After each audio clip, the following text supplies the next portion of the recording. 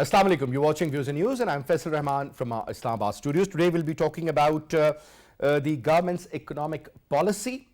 Especially we'll be talking about and we'll be focusing more on the breakthrough in Pak-IMF talks. Now we have learned that instead of 6 billion, Pakistan is going to get $8 billion. There is a quota, as we all know, in IMF. So we are utilizing that. Perhaps what conditions would be there in order to get this kind of a loan? Obviously, we have been hearing that the petrol prices will go up. There's going to be no subsidy on that. The price of electricity per unit is also going to go up. Again, that particular subsidy that was given will be lifted. And when we talk about the price hike as far as the petroleum products are concerned, you are talking about the direct effect on most of the commodities. Whether you talk about the items that we eat, all the produce, because the transportation cost is going to go up, that is something of prime concern, and that is going to definitely boost the inflation in the country, and that is something which the government, neither the people, they want. So we'll be talking about that, but before I introduce you to our panelists, our production team has prepared a report. Let's watch that first. Prime Minister Shehbaz Sharif-led government has officially kicked off its policy actions in order to counter the economic difficulties of Pakistan. Out of many challenges, the core challenge in front of the new government was to revive the stalled talks with the IMF regarding the 7th review of release of a $6 billion extended fund facility. Regarding these talks, Mr. Nathan Porter, International Monetary Fund Mission Chief for Pakistan, in a statement said that the meetings with Finance Minister of Pakistan, Miftah Ismail, were productive regarding managing Pakistan's economic developments and policies under the Extended Fund Facility program. His statement also intimated that Pakistan has to reverse the unfunded subsidies which have slowed discussions for the 7th review. In his statement, he also talked about sending a field mission to Pakistan in May to resume discussions over policies for completing the 7th Extended Fund Facility review. Finance Minister Miftah Ismail, in a recent press conference in the Pakistan Embassy in Washington, said that Pakistan had asked the IMF to enhance its bailout package from remaining $3 billion to $5 billion. He also said that IMF will send a staff-level delegation to Pakistan for talks on this request, and technical talks on Pakistan's proposal are expected to begin soon. He also declared that the International Monetary Fund has agreed to increase the size of the $6 billion loan program by $2 billion and extended it for another year to prop up Pakistan's balance of payment position and foreign exchange reserves, and expressed hope that the staff-level agreement on the enhanced program will be concluded soon. Welcome back. Now we have with us in our studio on my right is Dr. Shimail Daud Saab, former president of Rawalpindi Chamber of Commerce and Industry. Thank you very much, Dr. Saab, for your time. And on Skype we have with us Dr. Salman Shah Saab, former finance minister. Shah Saab, pleasure to have you in the show. Thank you very much for your time, sir. And we also have with us Dr. Khaqan Najeeb Saab, former advisor, Ministry of Finance. Pleasure to have you, Dr. Saab, in the program. Thank you very much. Dr. Shimail, if you allow me, let me put the first question to Dr. Salman Shah, since he has been holding the top position in this particular regard. Dr. Saab, now we have learned that instead of $6 billion US dollars, Pakistan is going to get 8. Obviously, we're talking about the quota of IMF, through which we'll be getting this additional $2 billion. Obviously, there are certain conditions attached. But the two most fearful conditions, I would say, sir, one is about the, obviously, price hike that we might see in the petroleum products once the subsidy is removed or taken off. So the case is with the electricity. Dr. Saab, that is going to be the biggest challenge for the current government as far as the financial side is concerned. Sir, your take on that? Look, I think this is a request from the Pakistan government that this program be extended by another year. And I think they are going to discuss it. And so, at least from the Pakistan side, it's an acknowledgement that for the next almost 2 years, we need IMF support. So having said that, the main challenge is really the political economy. Because we all know that for the last almost since 2018, it has been all about the IMF and how IMF program was not needed, And all the narrative which went into that time was that this was a very harsh program and IMF is always there to destroy the economy and all that. And now the people who were doing all of this have now said, oh, we need to do 2 more years of it. So I think it just was the politics of the entire thing. And politically, the challenge would be how do you sell this to the people of Pakistan because it involves a lot of hardship. And as you very rightly said, that it is going to lead to increase in power prices and petroleum prices, and the exchange rate mechanism would remain the same, market-based exchange rate, interest rates based on positive interest rates. And also, if you're going to look at it, the subsidy has to be very, very focused. And so every government knew this, that you have to give a subsidy if you have to give the incomes of lower segments of society. But the issue is, how do you do it? And do you have the wherewithal to do all of this? So I think it will be very interesting politically. The government will have to bear the criticism, and it will be very intense. And the political price which the government will pay is going to be heavy, but that's the politics of Pakistan. We have seen that almost every IMF program has never been bipartisan. It has always had the opposition opposing it and the government trying to implement it. And we have not been able to implement lots of other programs. So let's see if we can do all of this. But what we have got from the IMF at this stage is that we will continue with the existing program. We'll try to get it on track and also do all the initial upfront actions, and then they will get whether it will be extended for another year. That will then be subject of more discussions. And Pakistan side has asked for $2 billion in all of this.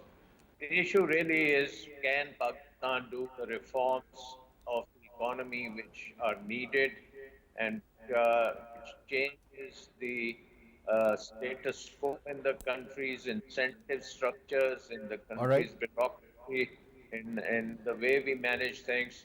And so far, it has been very difficult to do that. So let's see what Absolutely, happens. sir. I mean, just coming back to you now, Dr. Saab, couple of very important points. Number one, too many incentives for certain industries, that is also wrong, in the form of rebate or otherwise. That has to be taken into account. No tax as such on agriculture where people deal in cash. We understand, we know that is where your gray area of economy is basically, sir. If you still call it an agro-based country, despite the fact that from 27, 28% to 21% reduction that we have seen over the last 15 years or so in agriculture, still, sir, 1/5 of your economy is still dependent, so there is a lot of money there. Then you talk about the gradual push of these lifting of subsidies, sir. That push, do you think people are ready for that? They've just seen a government going and another government coming in, a regime change, and perhaps people expect a lot of positive being done by Mian Shehbaz Sharif. But there are huge, gigantic challenges in front. Right. Well, I think what the public in Pakistan is starting to realize, because of the subsequent performance of different parties, different political parties, now the similar situation, we are standing exactly at the similar situation or close to the similar situation where we were in 2018. And why are we standing at the same position, why we are going into the IMF program, why we are requesting for an extension, is that the fundamentals have not changed. So what happened in the last 4 years or so? So 2018, our losses, our current account deficit was a very high level, more than 11%. And then it was gradually brought down with the help of the IMF program. We went into the IMF program. But again, as the economy started to slow down, and it was slowed down by creating negative incentives for imports, and our government tried to discourage imports. But as soon as the economy started to bounce back after the COVID, we saw that again the import level has gone really high. It's more than 50% or more versus the exports, which have also gone much higher, above 28%. But in comparison, we are again seeing the similar position. So until and unless we really identify the core problems, and we can talk about it, we can dance around it, we can make excuses, we can blame each other, but as Dr. was saying, until and unless we do the real reforms, the deep reforms, we are not going to get out of dependence or external dependence. Right now, 75% of our total expenditure is spent on debt servicing or our security requirements. So we're left with a very small chunk. Now, the government was going gradually and trying to improve it in Imran Khan's era, but what happened was that the external shocks that we received because of the Ukraine conflict and the rise of the oil prices, and we have to understand that 11.6 billion or so is the import bill out of our import bill, and that's a huge chunk, and that impacts not only the direct user consumer, but also is impacting the oil production, because we are dependent on we are also an oil importing country. Oil importing company. Then there were certain governance issues or oversights which resulted into the pressures that we are having in terms of the electricity production. Now, with the IMF program, I think this government just mentioned that 27 of the units are closed because of either non-payment or perhaps for other reasons. Now, one of the 4 or 5 points that were discussed in the IMF discussion were, one was that the unsubsidized, you can say, benefit that was being passed in terms of electricity or oil has to be removed, and that was one of the reasons, a point of contention, where the IMF program was stalled with the Tareen Saab and the PTI government, and now when the government has changed. Obviously, if you have enough in your quota, you can afford to do it. Look at France. I mean, look at the kind of subsidy which has been given to their farmers. Yeah, the growers of grapes, perhaps. They as an economy, as everything, you know, they're definitely, their balance sheet is a lot better. Yeah, I mean, so they can afford to. We have issues. They can afford to. Like Saudi Arabia can afford to do things for their public. So I still remember, unless we cut after our losses, 2011, this Arab Spring, I was shocked, and I was happy also to learn that the Saudi government, in fact, increased the salaries by 100%. I have to give the due credit is that the government was also, other than debt servicing, it is also paying back the loans that are maturing. They're huge, and you know, when we have Dr. Saab, another bring down the tax to the loans or our external debts. We are trying to bring it down, and hopefully, if we continue. Is it well under 70% now, Dr. Saab? It is close to 71%, okay. And the next step would be to bring it down to 66%. So these are good steps. But the inherent problems, the fundamental problems, as rightly pointed out by you and everyone else, is that we have to reform. And what that means is we have to cut our losses, increase our revenues, increase our exports. Definitely. And until and unless we do that, we are dependent as an import-related export economy. Until and unless we import our product diversification is so important, and we're not working on that. Exactly. And perhaps new markets also, because whenever there's a pressure, we say, oh, well, you know, our dependency on USA and so 80% EU is so much. 80% of our imports are raw materials, capital, that are required, or machines, or those goods that are then used to help our exports. So until and unless we change this mix, we are still going to be dependent on foreign currencies, and then there's going to always be pressure. The government is going to be under pressure unless and until proper legitimate reforms are done and then implemented. That's the most important, because you can produce everything on a piece of paper, but when it comes to the real implementation, that is where the challenge is. Now, coming to you, Dr. Khaqan, Najeeb Saab, obviously, first of all, I would like to listen regarding the two major factors about which Dr. Saab also spoke earlier. That is the price hike as far as petroleum products are concerned, and also the electricity, two major inputs whenever you talk about even the industrial cost of doing business or otherwise. This is going to definitely impact on our exports. This is going to affect the daily household budget of any family. that is definitely going to increase the inflation because of the transportation cost is going to go really up. Perhaps the actual effect is going to be really unbelievable. And then, last but not the least, sir, I would start off from this question also, and if you want to comment on this first and the first part later, you can do that. That, I was shocked to know that the total money that we have in our kitty that we call the forex reserves, very little is with the commercial banks, but around $11 billion, if I'm not wrong, is with the State Bank of Pakistan. 6 was given by China, 3 by Saudi Arabia, and 2 by UAE. Now, this is the money we can't use, though we are paying a certain amount on it as a surcharge, let's put it this way. Where do we stand looking at the current financial balance sheet, sir? Bismillah Rahman Rahim. Faisal, thank you for having me on the show. It's always a pleasure to talk to you.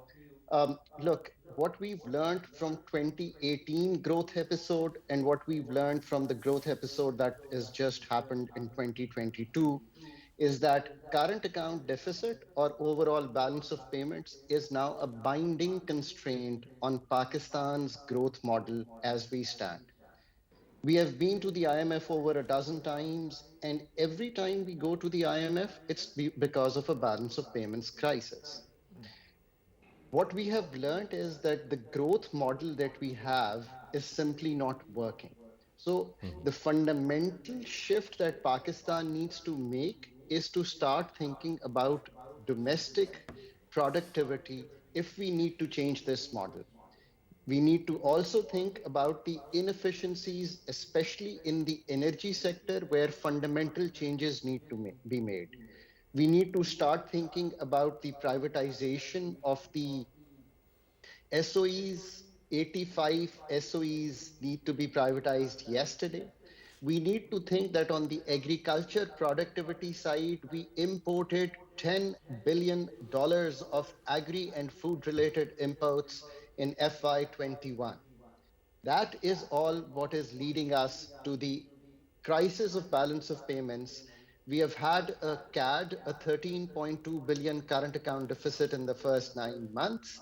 We are headed to about more than 5% of the GDP. Just for your viewers' understanding, for a country like Pakistan, anything beyond 2.5% of GDP is unsustainable because that kind of foreign financing is difficult to arrange and the price goes up. And that has created what you were talking about, that our current reserves with the State Bank of Pakistan are $10.88 billion. And our net international reserves, which are what the IMF or the multilaterals really consider, which you can, are after paying the next 12 months, are almost in negative. This 10.88 even that you hold is not sufficient to pay for 50 days of your import cover, which now stands at Whereas it should have been for 6 7.2. months minimum. Yes. Yeah, anything above 3 months even to qualify for an IDA, which is a World Bank loan. So that is the seriousness of where we stand. Um, on the inflation side, also, we are on the high end of the spectrum, where we stand at about 12.7% in March, but our core inflation is rising, especially in the urban areas. What is also disturbing is the food inflation. And yes, that has been impacted by the imports of not only the food and agri products, but also the petroleum products because of the super commodity cycle that is going on, but also because of the deval of the rupee, which is a reflection of the strength of your economy. So when you have the free float of the rupee, that is a reflection of the strength of the underlying strength of the economy. So that is largely where we stand. And again, the state bank has tightened. So we've moved on to a monetary policy of tightening. We are also moving on to fiscal prudence or fiscal consolidation, where our PSDP from 900 billion was cut down to 700. I think what is agreed with the fund is now nearly 600 billion, so that we can have a fiscal consolidation. This will all take you again to a lower growth, a lower job creation, and the same kind of stabilization. So, as I started on the first part of your question, we need a new growth model. And until we move to a new growth model based on the domestic productivity of our economy, we are So the not going growth to get model out of can't this. be changed overnight. Now that is going to take a lot of time. There has to be proper planning. There has to be consistency. There has to be security as far as the government is concerned. That this particular government is going to be there for 5 years. Consistency. That is the name of the game. Doctor, coming to you, three important points. One is about, if you remember, about 10 days ago, or perhaps a little more, maybe 15, 20 days ago, the State Bank of Pakistan, that was during the last couple of days of the previous government, they increased the interest rate by 250 basis points. I mean, that was a big jump. Obviously, that is going to affect your growth rate, which was earlier set at 4.8%. Now, people say that, even if you achieve 4%, that is going to be remarkable. But let's talk about that hike in interest rates, sir. Do you think that should be brought down once again? Because public, forget about the public sector for the moment, I'm talking about the private sector that is not going to get anything. I mean, you need to have a certain, a plan in your mind that if this is what is happening, plus on top, dollar, sir, to be very honest, isn't available. Please correct me if I'm wrong, Dr. Saab. Dollar in the form of cash at 188 to 189. That's what the price is. I fail to understand when the television shows you that it is around 185 or 186. I don't know who's telling them, but this is the. I mean, if you need $10,000+, it's not even available in the market. Somebody's going to give you a call, say, well, I'm going to give it half now and half later. This is what the condition is. Speculation is going Speculation. A lot of pressure, Dr. Saab, on the dollar. Interest rate is right in front of you. Rest of the numbers are pretty alarming. Dr. Saab, how do you see this particular government managing? Because Shahbaz Saab was saying yesterday when he was in Quetta that the government is going to be there for a year and a half till the elections are held. But sir, even for the next year, let's put it this way, this is going to be really difficult, sir. Your take. Yeah, Faisal, I think given the inflation data which is coming in and also the pressure on the value of the rupee, you can expect interest rates to go up to almost 15% very quickly. And that may be able to stabilize the rupee, but we'll have to see.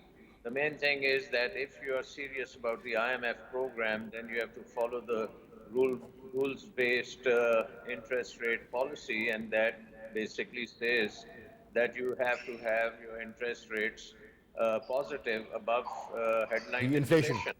Yeah. And basically, if we look at the other part of inflation, that is even higher than that. Even core inflation is coming very, very strongly. So I That's correct, sir. expect that interest rates will have to be jacked up. But the real issue is going to be how do you manage this in a very politically charged environment? And Absolutely. I think you will Absolutely, need Dr. Saab. that those skills are going to be very, very important, and maybe some kind of compact needs to be done that we have to stabilize the economy. Otherwise, we are not going to make it because I think our debt levels are so high and our refinancing requirements are so large that not only do you need an IMF program to back you up, you also need to show that you have things under control. And right now, if we look at the international capital markets, I think Pakistan does not have access into the international capital markets for the simple fact that our pricing is so Dr. Saab, I outrageous. remember when you were looking after the financial affairs of Pakistan during the time of General Musharraf. I remember, sir, you introduced so many bonds, and I mean there were so many success stories. I remember. Why can't the government do that now? Already did it. Yeah, at that time, we were borrowing at around 2% over US treasuries. And now I think our rate is over 7 to 8%. I mean, Oh. Najeeb can confirm what it is these days, but we are clearly very, very expensive in terms of going to the capital markets.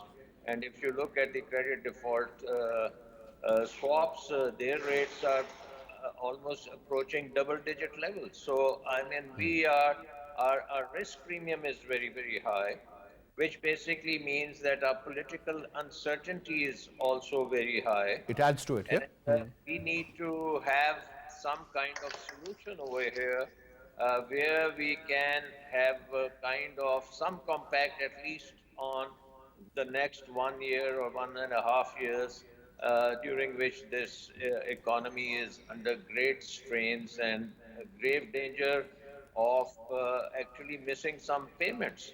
And this is what we have seen in Sri Lanka happen over there Exactly. because they couldn't make their payments.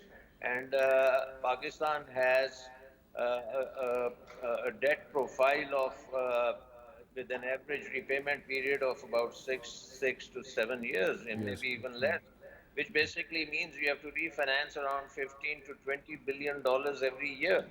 And that means that your bilateral borrowers have to come through, and also the capital markets have to be accessed, and they have to be able to refinance this at a reasonable price. So I think we cannot underestimate the issues and the problems, and we need to really work to make this economy viable economy. So short term, medium term, long term, I think for the next many years we have to work on this economy to get it right.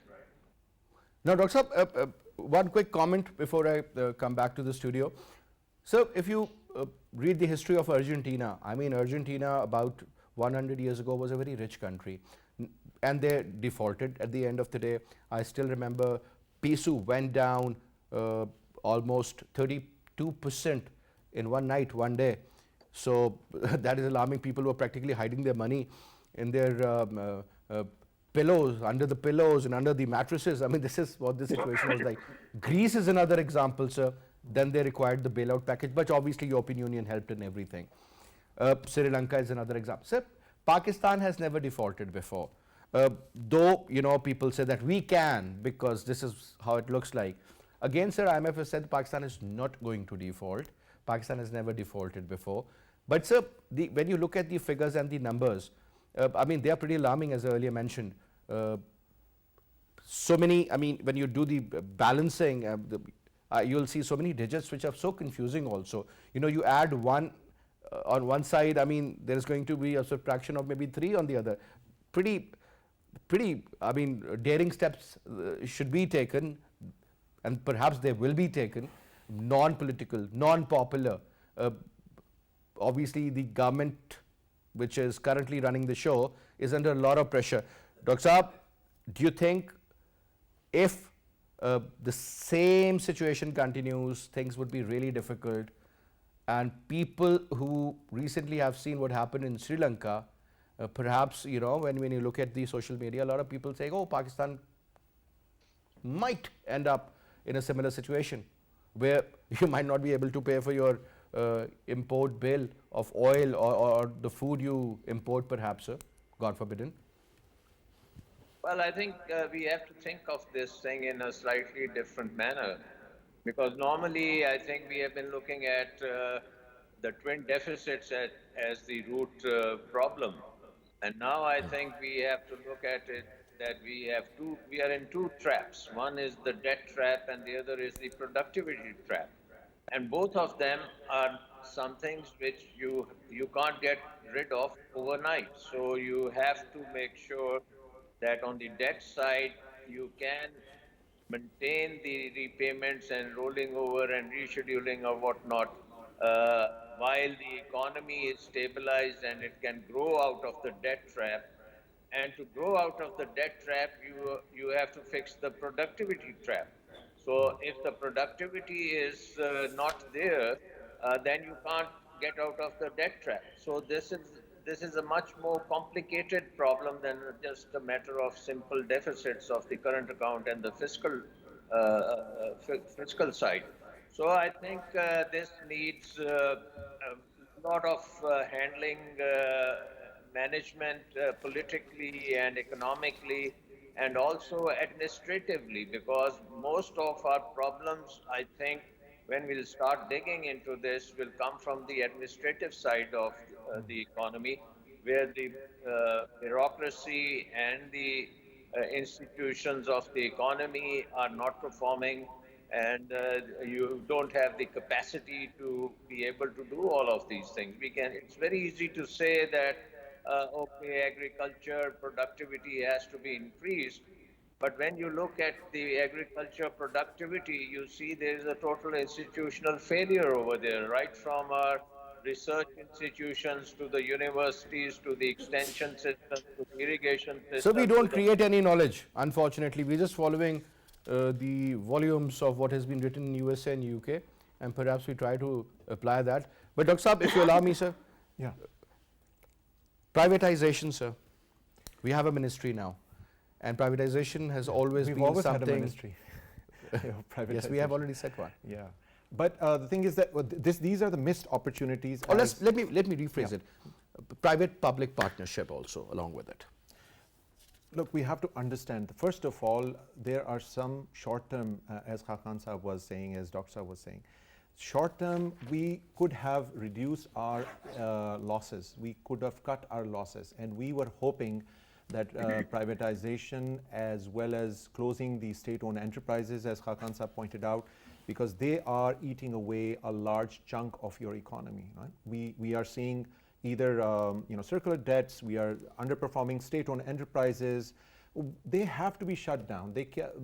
One was that we could have reformed them, we could have improved them and improved, but I think nothing has been done. Sardar Saab in 2013, when he took charge as finance minister, the first budget when he was presented, he said that, well, 505 billion is the number of 505 billion, sir. Yeah. Then constantly on a high. It's churning out. It is eating away, and we are borrowing money to fill those holes. So it is. I mean, it is just criminal. Either It is you just privatize criminal. them or It you is shut just them criminal. down. You see, we are borrowing money. We are taking all the blame. We are taking all the Worst hardship. business formula. And then we are passing all the difficult decisions to the public. It is unfair. It is criminal. The only way moving forward is that we really have to do not the superficial belt tightening. We have to do real belt tightening. We have to really cut down. If, for example, So one you try example is that PSDP to was give be them brought down golden from shake 9 hand scheme because these are permanent employees. They As will be. Dr. was saying You know that- what happened when PDCL was privatized? You remember that, right? Yeah. See, Things got better. I mean, the banks things got as- better, but what happened?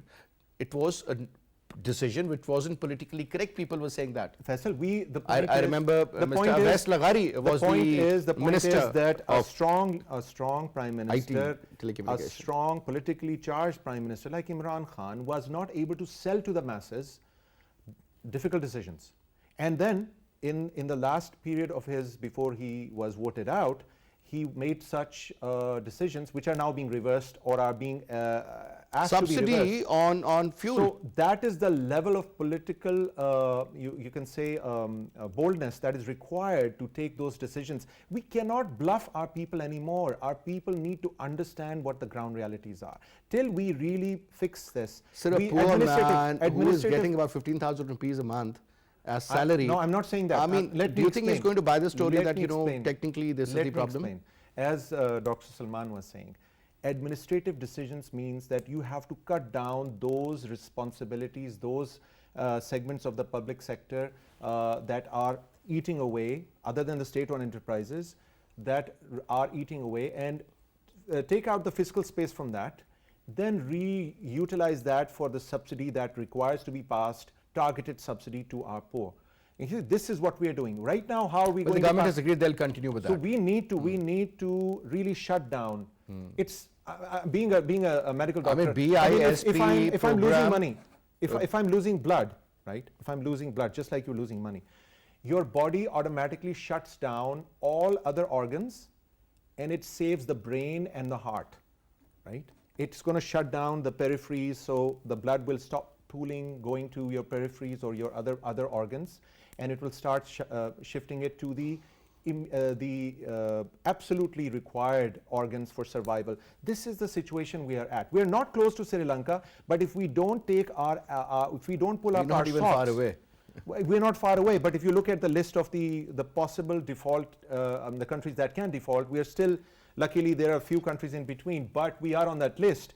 If we don't pull up our socks, we don't get our act together, we stop bluffing, we have to stop bluffing our people and our masses, and stop ourselves. politicizing, and ourselves.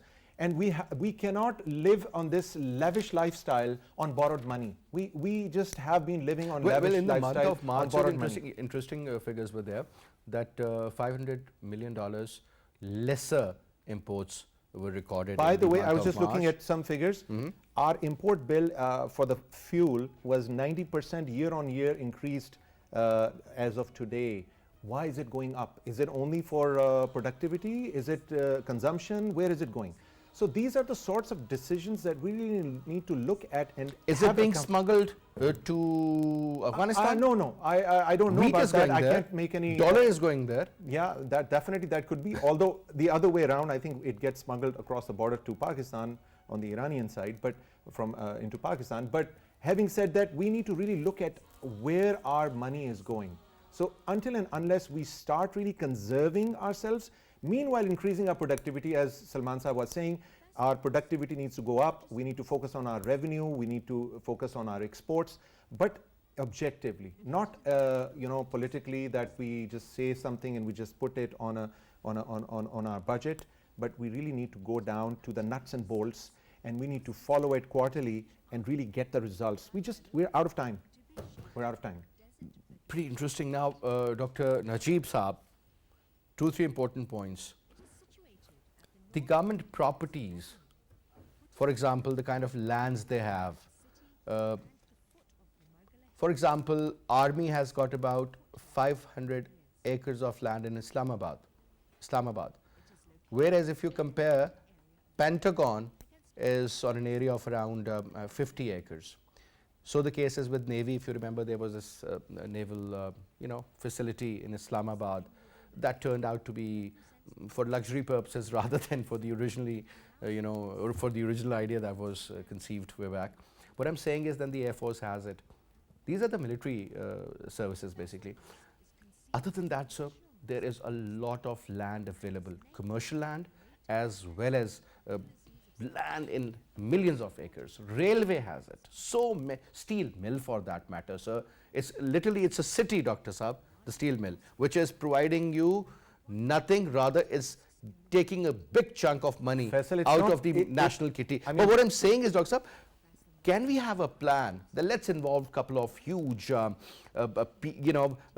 these big names and a couple of huge companies into real estate and into construction, and they can give you a plan to, honestly, this could be done. This was also presented by Malik Riaz once upon a time, sir. Not officially, Faisal, the point is we have already been driven with land and real estate. What we need to do is we need to go for productivity. What happened that with we the can state-owned do. enterprises? But what I'm saying is that, there is a lot of... What happened to the under the CPAC? We were supposed to start 7 or 9 industrial estates. What happened with them? We should have had that 4 years before. To invest that much in an idea about which they're not 100% sure, sir. Whereas, if you offer them a 500-yard plot in Islamabad, you real wait and estate watch is the not kind going of to increase bidding real estate that you can witness. So right now, the real estate is not going to increase the productivity of the No, country. that's what not I'm saying, sir. What Short else have term? we done? What have we done? Short term. Short term, yeah. Yes. Dr. Saab, your take. Najeeb Saab? Faisal, I think cities also have to become engines of growth. That's how the world is working today. We need to go up. We need to have productive cities. We need to have cities which have retailers, services. We need to have mixed use buildings. We need to have energy efficient buildings. If you go spread your cities, your electricity networks, your energy networks become less efficient. And so cities have to become engines of growth. And that's a whole area that you need to start thinking about. The transport has to change. Our youths have to find places to live in the cities. So all that needs to India has done it. Look at Bangalore. Look at Silicon Valley, sir, in United States of America. But Faisal, if you allow me for a minute, Please go ahead, sir. look, one thing is that in the short run, many steps need to be taken by the government. So let us put some suggestions. One, this $10.88 billion, as you started rightly the conversation, needs to be augmented in the short run. Dr. Salman is right. We can't go to the international markets. It'll be too expensive to do it. So our options are go to the friends, get some money. Go to China. We have about $2.3 billion, which needs a rollover. We must do that. We need to pick up about $900 million of the RICODIC, which is due to be picked up by GHPL and has to go back to the government. We need to also do some commercial financing. So we need to pull up this 10.88 billion near to 14, 15. So we are comfortable in the next 1 or 2 months. This is without the IMF that I'm talking about. And that is the first order of the business that the government should be taking. Secondly, on the IMF, I think we need to have clarity. IMF program is not going to be easy. Dr. Shah is right when he talks about the political side, but there is a technical side to it. IMF programs, the countries that have done them, I've done it for Pakistan, I've done it for other countries also. They need to build a team which understands how to write the MEFP document themselves. If you don't have that team which can do it, it's always going to be more of the other side dominating. Right now, you're talking about an MEFP, the Memorandum of Economic and Financial Policies, where you have removal of the price caps on fuel, where you have to even recoup some of the losses that have occurred. So that means you're thinking about enhancing tax further. You're also talking about that the fiscal FY 2022 outturn should be in line with what the targets are. That was 6.4% of GDP. We are looking at 8.5, so lots of cuts. Beyond the fuel price increase of the full pass through, you're also maybe looking at the PDL, the Petroleum Development Levy, going up by 4 to 5 rupees, as well as the sales tax. So it's a difficult program. To counter this, what you need to start thinking about is your own set of policies that you can put forward in the short run. And when I say this, let me give you an example. Recently, in October, we completed an NSER, that is our National Socio-Economic Registry.